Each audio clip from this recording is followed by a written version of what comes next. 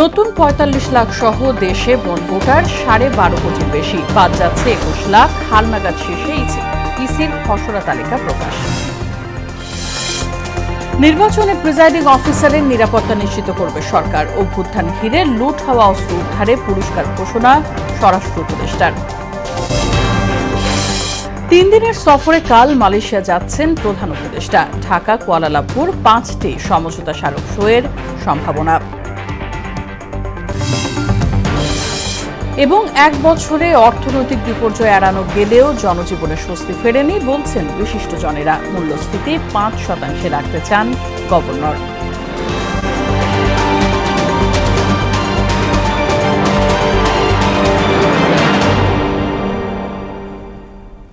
আসসালামু আলাইকুম, সবাইকে স্বাগত মোহনা সংবাদে। শুনছিলেন শিরোনাম, পুরো সংবাদের সঙ্গে আছে বাসিদা সুলতানা রিঙ্কু।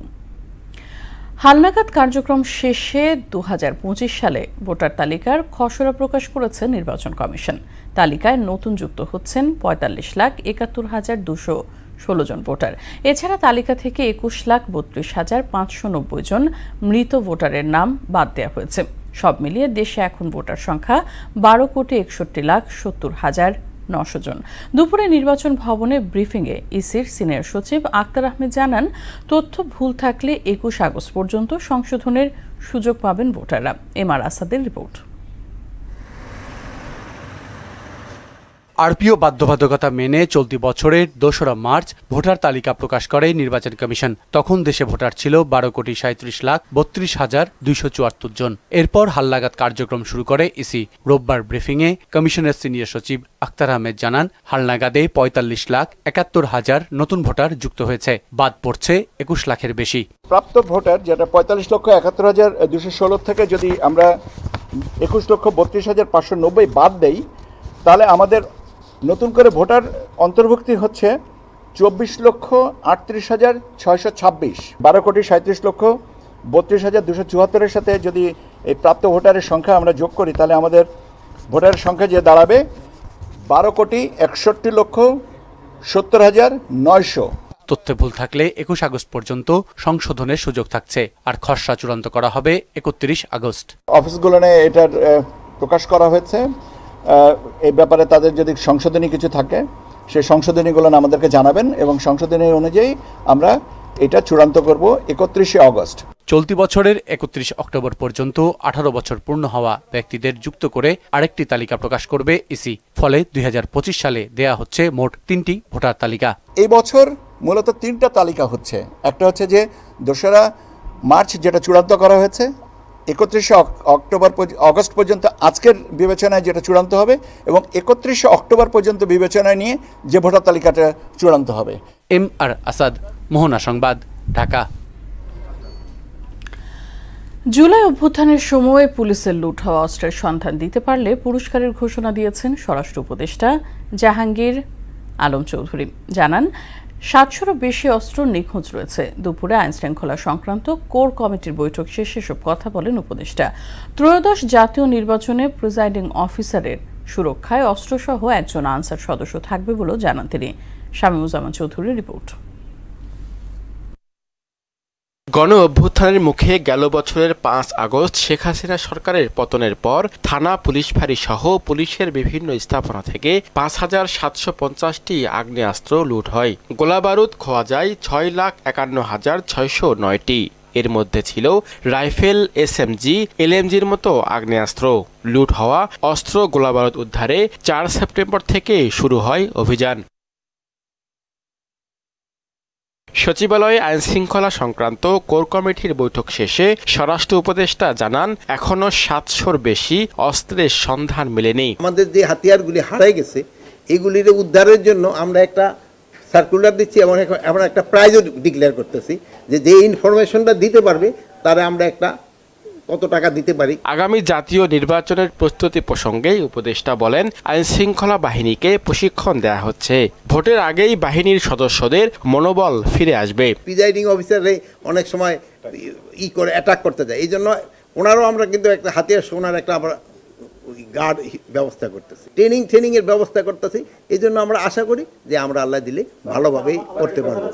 সম্প্রতি রাজধানীর নিউ মার্কেট এলাকা থেকে বিপুল দেশীয় অস্ত্র উদ্ধার নিয়ে সাংবাদিকদের প্রশ্নের জবাব দেন তিনি। দেশীয় অস্ত্র এগুলি ক্ষেত্রে আপনাদের একটু হইতে হবে, ধরুন যে যারা বানাচ্ছে এই অস্ত্রগুলি তাদের একটু কেয়ারফুল হইতে হইবে। এখন কিন্তু যারা বানাচ্ছে আমরা তাদেরও নিয়ে আসতেছি, তারা জানে এই অস্ত্রগুলি কারা ব্যবহার করে। গাজীপুরে সাংবাদিক তুহিন হত্যার ঘটনায় জড়িতদের বিচারের আওতায় আনা হয়েছে বলেও জানান স্বরাষ্ট্র উপদেষ্টা জাহাঙ্গীর আলম চৌধুরী। গাজীপুরে যে ঘটনাটা ঘটছে এটা খুবই একটা দুঃখজনক এক ঘটনা, এবং এইগুলিরে যেন শাস্তি ভালোভাবে পায়, এই জন্য যত ধরনের ব্যবস্থা করার আমরা করব। শামীমুজ্জামান চৌধুরী, মোহনা সংবাদ, ঢাকা। যে চলে গেল তার তো আমরা কোনো। প্রধানমন্ত্রী আনোয়ার ইব্রাহিমের আমন্ত্রণে 3 দিনের সফরে কাল মালয়েশিয়া যাচ্ছেন প্রধান উপদেষ্টা অধ্যাপক মোহাম্মদ ইউনুস। মঙ্গলবার সকালে দ্বিপক্ষীয় বৈঠকে বসবেন ডক্টর ইউনুস ও আনোয়ার ইব্রাহিম। এতে প্রতিরক্ষা, জ্বালানি ও হালাল খাদ্যসহ বিভিন্ন খাতে 5টি সমঝোতা স্মারক স্বাক্ষর এবং 3টি নোট বিনিময় হওয়ার কথা রয়েছে। বিকেলে ফরেন সার্ভিস একাডেমিতে এক ব্রিফিংয়ে এসব কথা জানিয়েছেন প্রেস সচিব শফিকুল আলম। জানান, মালয়েশিয়ায় কর্মী প্রেরণে জটিলতা নিরসন, উচ্চশিক্ষা, রোহিঙ্গা সংকট, কৃষি, সমুদ্র অর্থনীতি এবং আসিয়ান সহ আন্তর্জাতিক অঙ্গনে 2 দেশের সহযোগিতা বিষয়ে আলোচনা হতে পারে। এই সফরের উপরে ওইখানে অনেকগুলো এমওইউ সাইন হবে, অনেকগুলো এক্সচেঞ্জ হবে। মালয়েশিয়া আমাদের খুবই একটা important source of recruitment, overseas recruitment, এবং এই জায়গায় যে মালয়েশিয়ায় যে মাইগ্রেশনের আমরা যাতে তাদের সাথে আমাদের এমন একটা জায়গায় নিয়ে যেতে পারি যার জন্য মালয়েশিয়া যাতে বাংলাদেশের উপর থেকে তাদের সর্বোচ্চ সংখ্যক জনশক্তি বাংলাদেশের থেকে নেয়। তো এই বিষয়ে অনেকগুলো আলাপগুলো হবে। অর্থনৈতিক বিপর্যয় এড়ানো গেলেও অন্তর্বর্তী সরকারের 1 বছরে সাধারণ মানুষের জীবনে স্বস্তি আসেনি বলে মন্তব্য করেছেন বিশিষ্ট নাগরিকরা। তবে সরকার ভেঙে পড়া রাষ্ট্র কাঠামো মেরামতের চেষ্টা করছে বলে জানান শ্রম ও কর্মসংস্থান উপদেষ্টা। আর মূল্যস্ফীতি 5% নিচে নামিয়ে আনার প্রতিশ্রুতি দিয়েছেন বাংলাদেশ ব্যাংক গভর্নর। রেজা খানের রিপোর্ট। রাজধানীর একটি হোটেলে অন্তর্বর্তী সরকারের 365 দিন বিষয়ে নাগরিক সংলাপের আয়োজন করা হয়। এতে সিপিডির নির্বাহী পরিচালক ডক্টর ফাহমিদা খাতুন বলেন, গেল 1 বছরে অর্থনৈতিক বিপর্যয় অনেকাংশে কাটানো সম্ভব হলেও সাধারণ মানুষের জীবনে স্বস্তি আসেনি। উপরে যে একটা প্রভাব পড়েছে সেইটা থেকে আসলে মানুষকে স্বস্তি দেওয়া, সেখানে কিন্তু সত্যিকার অর্থে আমরা তেমন একটা দেখি। বাংলাদেশে প্রতি 4 জনের মধ্যে একজন বহুমাত্রিক দরিদ্রের শিকার, তাহলে স্বস্তি আসবে কি করে? সরকারের সঠিক নীতির অভাবে অনেক পোশাক কারখানা বন্ধ হয়ে গেছে বলে অভিযোগ করেছেন বিজিএমইএ এর সভাপতি সহ ব্যবসায়ী নেতারা। প্রতিনিয়ত নীরবে ফ্যাক্টরি বন্ধ হচ্ছে। শুধু বিজিএমইএ এর সদস্যই 7200 থেকে এখন মাত্র 3000 এ নেমে এসেছে। ছোট্ট দেশ, এতগুলা ব্যাংক, রিডিকুলাস। আমার দেশে পারিবারিকভাবে ব্যাংক দেওয়া হয়, আপনি ক্রিকেটে ছক্কা মেরে দিয়েছেন, আপনার একটা ব্যাংক হিট করে দিয়েছেন। এ সময় বাংলাদেশ ব্যাংক গভর্নর বলেন, রাজনীতিতে স্থিতিশীলতার অভাবে দেশে বড় বিনিয়োগ আসছে না। স্টেবিলিটি আর্থিক খাতে কেবল এসেছে, রাজনৈতিক খাতে এখনো আসে নাই। সিকিউরিটি সিচুয়েশন তো এখনো আসেনি। সবকিছু মিলিয়ে এখনই কেউ বিনিয়োগে ঝাঁপিয়ে পড়বে, এই প্রত্যাশা যদি কারো থাকে আমি বলছি। অনুষ্ঠানে স্বৈরাচারী সরকারের বাজেটের ধারাবাহিকতা রক্ষার সমালোচনা করে রাজনৈতিক সংস্কৃতি পরিবর্তনের তাগিদ দেন রাজনীতিবিদরা। শত সংস্কার করেও করলাম না, সংস্কার will not come to anything যদি আমাদের রাজনৈতিক সংস্কৃতি আমরা বদলাতে পারি। বেক্সিমকো গ্রুপ 16টি ব্যাংক থেকে 48,000 কোটি টাকা লোপাট করেছে উল্লেখ করে সরকার ভেঙে পড়া রাষ্ট্রকাঠামো মেরামতের চেষ্টা করছে বলে জানান শ্রম ও কর্মসংস্থান উপদেষ্টা। 48,000 কোটি টাকা নিয়ে গেছে, কোথায় টাকা গেছে কম চেষ্টা করছি যে একটা স্ট্রাকচার কোনোরকম দাঁড়া করা যায়, নেক্সট গভর্নমেন্ট ইলেক্টেড গভর্নমেন্ট।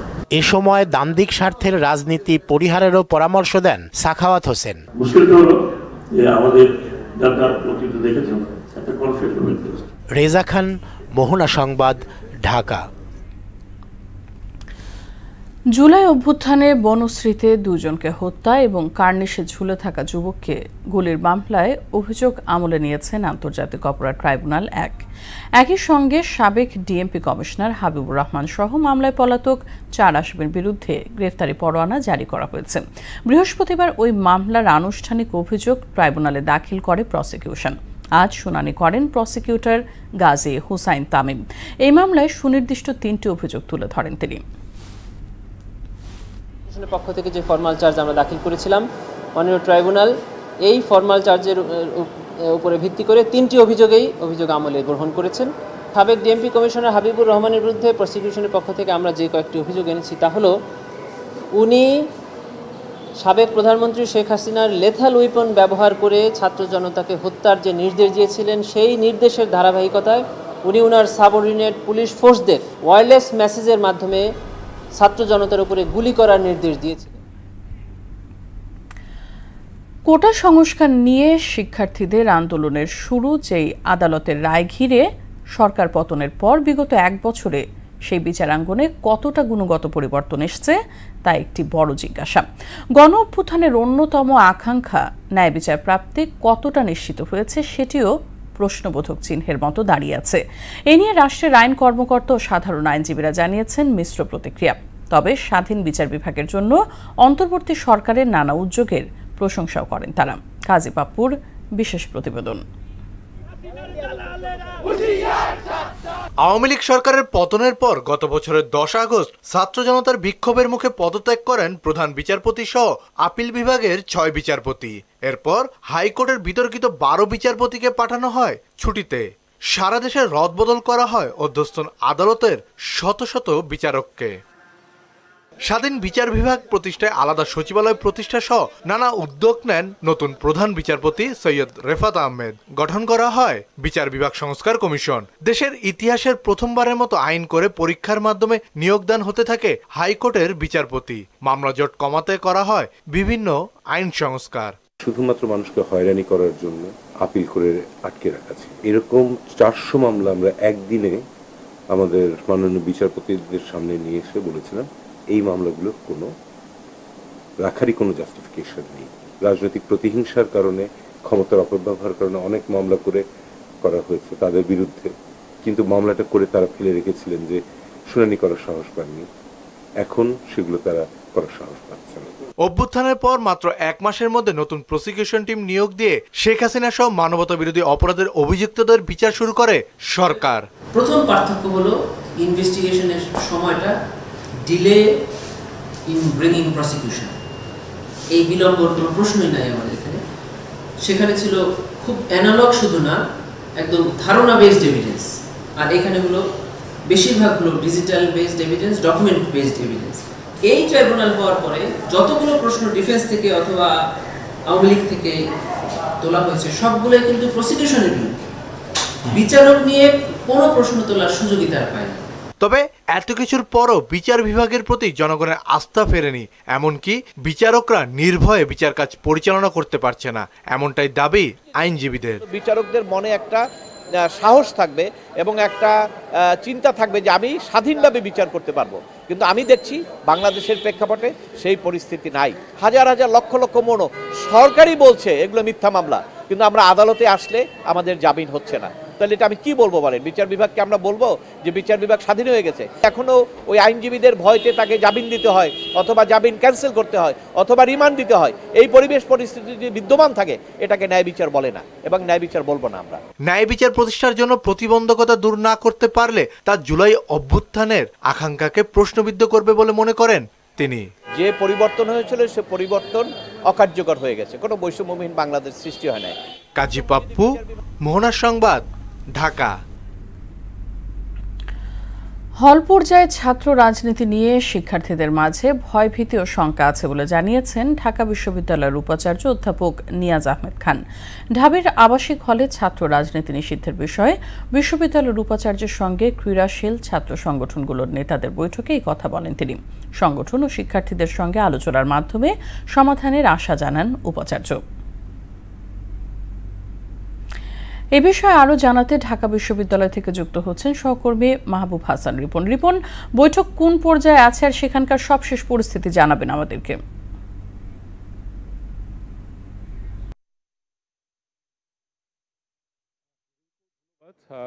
আপনি যেমনটি বলছিলেন যে গত কয়েকদিন ধরেই ঢাকা বিশ্ববিদ্যালয়ে হলগুলোতে ছাত্র রাজনৈতিক যে কমিটিগুলো দেওয়া হয়েছে সেই কমিটি দেওয়ার পরবর্তীতে এক ধরনের যে অস্বস্তি দেখা দিয়েছে সেটা মোকাবেলার জন্যই বিশ্ববিদ্যালয় প্রশাসন বিভিন্ন দফায় বৈঠক করছেন। তারই ফলশ্রুতিতে বিশ্ববিদ্যালয় প্রশাসন প্রক্টোরিয়াল বডি তারা বিভিন্ন ছাত্র রাজনৈতিক যে সংগঠনগুলো রয়েছে আজকে তাদের সাথে বসেছেন। এই বৈঠকটি কিছুক্ষণ আগেই শুরু হয়েছে। বৈঠকে বেশ উত্তেজনাকর পরিস্থিতির একটা তৈরি হয়েছে। আপনি জানেন যে 90-এর গণ আন্দোলনের পরবর্তীতে যে পরিবেশ পরিষদ গঠন করা হয়েছিল সেই পরিবেশ পরিষদে বলা হয়েছিল যে ঢাকা বিশ্ববিদ্যালয়ে ছাত্র রাজনীতি আর শিবির তারা ঢাকা বিশ্ববিদ্যালয়ে কোনো ছাত্র রাজনীতি করতে পারবে না।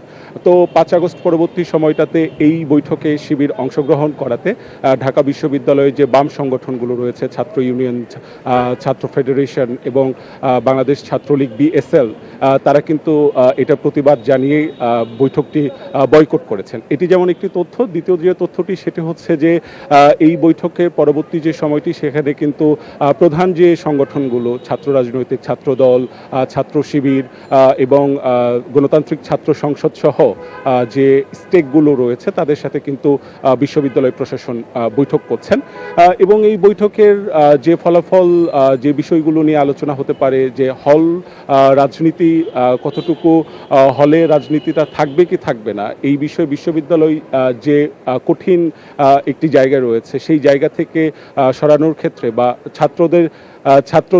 ছাত্রদের যে রাজনৈতিক অধিকার সেই অধিকারটা আসলে লঙ্ঘন হচ্ছে কিনা, বিশ্ববিদ্যালয়ে যে আইন সেই বিশ্ববিদ্যালয়ের আইন হলগুলোতে তার ব্যত্যয় ঘটছে কিনা, এরকম বিভিন্ন বিষয় নিয়ে আসলে এই বৈঠকে আলোচনা হবে এবং দিন শেষে আমরা জানতে পারবো যে এই বৈঠক শেষে আমরা জানতে পারবো যে এর ফলাফল কি হচ্ছে। তো এই ছিল আমার কাছে ঢাকা বিশ্ববিদ্যালয় থেকে সবশেষ। রিঙ্কু, ধন্যবাদ রিপন। বরিশাল শেরেবাংলা মেডিকেল কলেজ হাসপাতাল সহ সব সরকারি হাসপাতালে হয়রানির প্রতিবাদ ও চিকিৎসা সেবার মান উন্নয়নের দাবিতে নথুল্লাবাদে সড়ক অবরোধ করে বিক্ষোভ করেছে ছাত্র জনতা। কেন্দ্রীয় বাস টার্মিনাল এলাকায় সকাল 11টা থেকে কয়েক ঘন্টা বরিশাল ব্লকেট কর্মসূচি পালন করে তারা। স্বাস্থ্য খাতের সিন্ডিকেট ভেঙে সাধারণ মানুষের জন্য চিকিৎসা সেবা নিশ্চিত করার দাবি তাদের। তরিকুল ইসলাম তুহিনের প্রতিবেদন, জানাচ্ছেন সিফাত রহমান জেসি। বরিশালের শেরেবাংলা মেডিকেল কলেজ হাসপাতাল সহ অন্যান্য সরকারি হাসপাতালের সেবার মান নিয়ে অভিযোগ দীর্ঘদিনের। হাসপাতালগুলোতে রোগী হয়রানি বন্ধ, অবকাঠামোগত উন্নয়ন এবং স্বাস্থ্যসেবা আধুনিকীকরণের দাবিতে ঢাকা বরিশাল মহাসড়ক অবরোধ করে ছাত্র জনতা। হাসপাতালে অব্যবস্থাপনা, দালাল চক্র, অ্যাম্বুলেন্স সিন্ডিকেট, জনবল সংকট, ওষুধের ঘাটতি সহ নানা সমস্যার বিরুদ্ধে এই প্রতিবাদ। প্রত্যেকটা হাসপাতালগুলোতে তাকে ভিজিট করতে হবে, ভিজিট করে তারপর উনি সিদ্ধান্ত নেবে যে আসলে আমরা ভোগান্তির শিকার হচ্ছি কি হচ্ছে না। আমরা স্বাস্থ্য উপদেষ্টাকে আহ্বান করব, আপনি আসুন বরিশাল শেরেবাংলা নিজ চোখে ভিজিট করুন। সড়ক অবরোধের কারণে দীর্ঘ সময় দূরপাল্লার যান চলাচল বন্ধ থাকে। পরে সড়ক ছাড়লেও কর্মসূচি চলমান থাকবে বলে জানান আন্দোলনকারীরা। 3টা বাজে কিন্তু আমার ওয়ার্ড এখন কোনো ডাক্তারও যায় না আর কোনো ওষুধও দিতে আসে না। ভিতর থেকে রিপোর্ট করানোর পরে বা রিপোর্ট ভালো আসে না, এখানে ভালো আসে না, বাইরে থেকে রিপোর্ট করাও। বাইরে থেকে কেন রিপোর্ট করাবে? একটা টলির জন্য আমি আধা ঘন্টা এই জায়গায় ঘুরছি। এই রুমে যাই, এই রুম দিয়ে আমার বাইরে পড়ায়, বাইরে দিয়ে আবার ওই জায়গায় পড়ায়, ওই জায়গায় দিয়ে আরেক জায়গায় পড়ায়। আন্দোলনকারীদের অভিযোগ, সরকারি হাসপাতালের রোগীদের পর্যাপ্ত সময় দেন না চিকিৎসকরা। পর্যাপ্ত সংখ্যক চিকিৎসকের অভাব, তাদের পদায়নের অভাব। যদিও ইন্টার্নিস্ট ডাক্তাররাই মূলত সেবাগুলি দিয়ে থাকে, কিন্তু বিশেষজ্ঞ ডাক্তার যারা রয়েছেন, বিশেষ করে অ্যাসিস্ট্যান্ট প্রফেসর ওনারা কিন্তু ঠিকমতো সেবাগুলি দিচ্ছেন না। এসব অভিযোগ প্রসঙ্গে শেরেবাংলা মেডিকেল কলেজ হাসপাতালের পরিচালক জানান, চিকিৎসা সেবার মান বৃদ্ধি এবং দালালদের তৎপরতা বন্ধে ব্যবস্থা নেওয়া হচ্ছে। কিছু ইকুইপমেন্ট আমরা ইনস্ট্যান্টলি ঠিক করে ফেলবো, আর কিছু আমাদের নিমিউ থেকে আমাদের পারমিশন লাগে, সেগুলো প্রক্রিয়াধীন আছে। তো দালাল ঠেকানোর সবচেয়ে প্রথম কাজই হচ্ছে সক্ষমতা বৃদ্ধি করা। কোন কিসের সক্ষমতা বৃদ্ধি? ল্যাবরেটরি এবং রেডিওলজি, দুটো আগে। সকল অনিয়ম দূর করে স্বাস্থ্যসেবার মান বাড়াতে দ্রুত কার্যকরী পদক্ষেপ নেওয়া হবে, এমন প্রত্যাশা বরিশালবাসীর। সিফাত রহমান জেসি, মোহনা সংবাদ। বন অধিদপ্তরের সুফল প্রকল্পের দুর্নীতি সুনির্দিষ্ট অভিযোগে অনুসন্ধান শুরু করেছে দুর্নীতি দমন কমিশন দুদক। প্রাথমিক তদন্তে ১,৫০০ কোটি টাকার এই প্রকল্পে অনিয়মের সাথে প্রধান বন সংরক্ষক আমির হোসেন ও প্রকল্প পরিচালক গোবিন্দ রায় সহ সংশ্লিষ্টদের জড়িত থাকার কথা জানিয়েছেন দুদক পরিচালক আক্তার হোসেন। এদিকে ডিপিডিসির তত্ত্বাবধায়ক প্রকৌশলী আব্দুর রাজ্জাকের বিরুদ্ধে নিজ কোম্পানির যন্ত্রপাতি সরবরাহ সহ বেশ কিছু দুর্নীতির শুরু করার কথাও জানান দুদক পরিচালক। বিকেলে দুদক কার্যালয় সংবাদ সম্মেলনে এসব কথা বলেন তিনি। বন সংরক্ষণ বিষয়ক একটা প্রকল্প সুফল প্রকল্প, যেটা প্রকল্পের দুর্নীতির অভিযোগ আসার প্রেক্ষিতে দুর্নীতি দমন কমিশন গত ২৬ ফেব্রুয়ারি একটা অভিযান পরিচালনা করে। প্রতিবেদন যখন দাখিল করবে প্রতিবেদনের প্রেক্ষিতে আইনানুগ ব্যবস্থা গ্রহণ করা হবে। ডিপিডিসির একজন তত্ত্বাবধায়ক প্রকৌশলী, তার বিরুদ্ধে যে অভিযোগ ছিল, উনি নিজে কোম্পানি করে তার প্রোডাক্ট বিভিন্ন গ্রাহকের কাছে বিক্রিতে উৎসাহিত করতেন, প্রলুব্ধ করতেন। আন্তর্জাতিক খবর। গাজায় প্রতিদিন বাড়ছে অনাহারে মৃত্যু। খাদ্যের অভাব ও অপুষ্টিজনিত কারণে সেখানে প্রাণ গেছে আরও ১১ জনের। যুদ্ধ শুরুর পর এখনো পর্যন্ত অনাহারে ২১২ জনের মৃত্যু হয়েছে। এই দুর্ভিক্ষের মাঝেও থেমে নেই ইসরায়েলি হামলা। গত ২৪ ঘন্টায় ইসরায়েলি সামরিক অভিযানে অন্তত ৩৮ জন নিহত হয়েছে, আহত হয়েছে প্রায় ৫০০। অন্যদিকে গাজা দখলের প্রতিবাদে যুক্তরাজ্যের লন্ডনে বিক্ষোভ করেছে প্যালেস্টাইন অ্যাকশন নামের একটি সংগঠন। বিক্ষোভে ৪৬৬ জনকে গ্রেফতার করেছে পুলিশ। সংগঠনটিকে ইতোমধ্যে দেশটির আদালত সন্ত্রাসী সংগঠন বলে অভিহিত করেছে। শেষ করব সংবাদ, তবে যাবার আগে শিরোনামগুলো আরও একবার।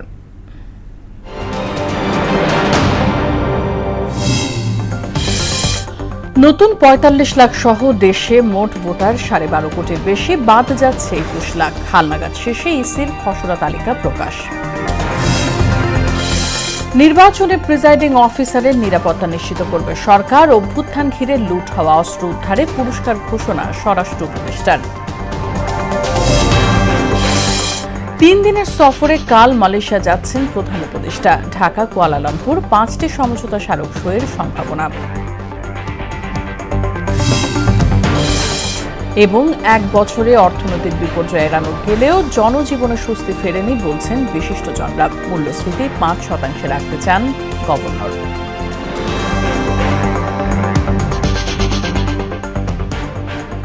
এই ছিল সংবাদে। পরবর্তী সংবাদ রাত ৯টায়। এর আগে সন্ধ্যা ৭টায় দেখবেন সংবাদ এক নজরে। মোহনার সবশেষ খবর জানতে ভিজিট করুন www.mohana.tv। সংবাদ দেখতে পারেন ফেসবুক ও ইউটিউবে। সঙ্গে থাকার জন্য ধন্যবাদ সবাইকে।